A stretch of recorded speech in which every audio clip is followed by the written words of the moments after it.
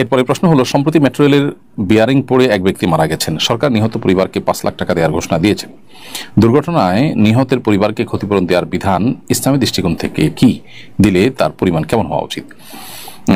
একজন মানুষ যদি কারোর কোনো অনিচ্ছাকৃত কাজের কারণে মারা যায়, যেমন এই যে রেলের বিয়ারিং পড়েছে সেটি পড়ে মারা গেছেন তিনি, এটি ইচ্ছাকৃত না, অনিচ্ছাকৃত, এবং এর দায় রেল কর্তৃপক্ষ সন্দেহাতীতভাবে নিতে বাধ্য।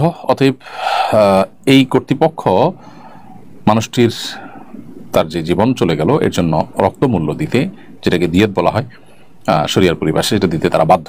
এই রক্তমূল্য হলো ১০০ উটের মূল্য। ১০০ উট এটার যে মূল্য সেটি আজকের বাজারে আমরা হিসাব করলে প্রায় মিডল ইস্টের হিসাব করলে ৪ থেকে ৫ লক্ষ সৌদি রিয়াল হওয়ার কথা।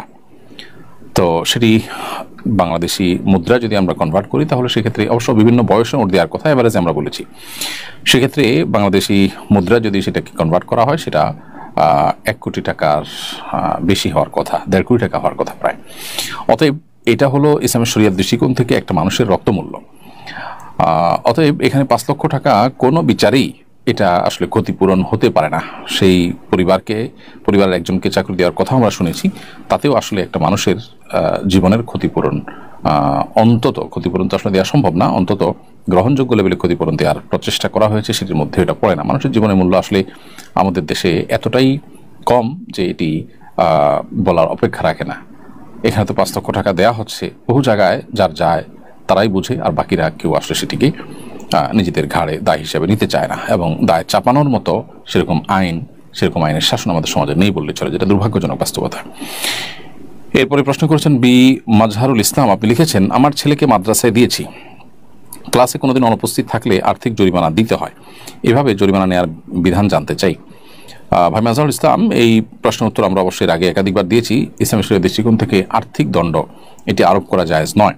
মাদ্রাসা কর্তৃপক্ষ চাইলে যে কাজটি করতে পারে সেটি হলো এই শিক্ষার্থী ক্লাসে অনুপস্থিত ছিল এবং নিয়মতান্ত্রিকভাবে অনুপস্থিত থাকলে বা নির্দিষ্ট রুলস এটা লঙ্ঘন করলে তখন তার ভর্তি বাতিল হবে, এই মর্মে আগে থেকে নীতিমালা করে রাখতে পারে, এবং পুনরায় একটা নির্দিষ্ট ফি দিয়ে, সেটা হতে পারে ২০০ টাকা, ৫০০ টাকা বা কম বেশি, এই ফি দিয়ে পুনরায় ভর্তির আবেদন করতে পারে। এভাবে শাস্তির কাজও হলো, আবার বিষয়টা সরাসরি আর্থিক জরিমানা নেয়ার বিষয়টিও হলো না।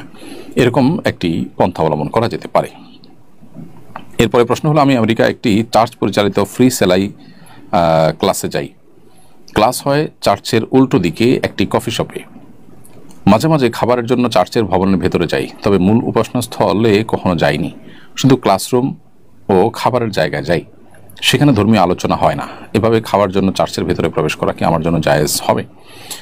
অবশ্যই এটি আপনার জন্য জায়েজ হবে, এটি না জায়েজ হওয়ার কোনো কারণ নেই। ইমানদারের জন্য আপনার খাবারের জন্য অমুক জায়গায় খাওয়া যাবে না, তমুক জায়গায় খাওয়া যাবে এমন কোনো কথা নেই। হ্যাঁ, যে টেবিলে হারাম খাবার সার্ভ করা হচ্ছে, মাদক সার্ভ করা হচ্ছে, সেই টেবিলে বসে আপনি খানা খাবেন না। এর বাইরে যে কোনো জায়গায় ইমানদার খেতে পারে, অতএব সেখানে গিয়ে আপনি খাবার গ্রহণ করতে মৌলিকভাবে কোনো অসুবিধা নেই। বিশেষ করে সেখানকার যে নিয়মনীতি আছে সেটা আলোকে আপনি যদি কোনো কিছু লঙ্ঘন না করেন, কোনো অন্যায় কিছু না করেন, তাহলে সেক্ষেত্রে সেখানে গিয়ে খাবার গ্রহণ করাতে কোনো অসুবিধা নেই।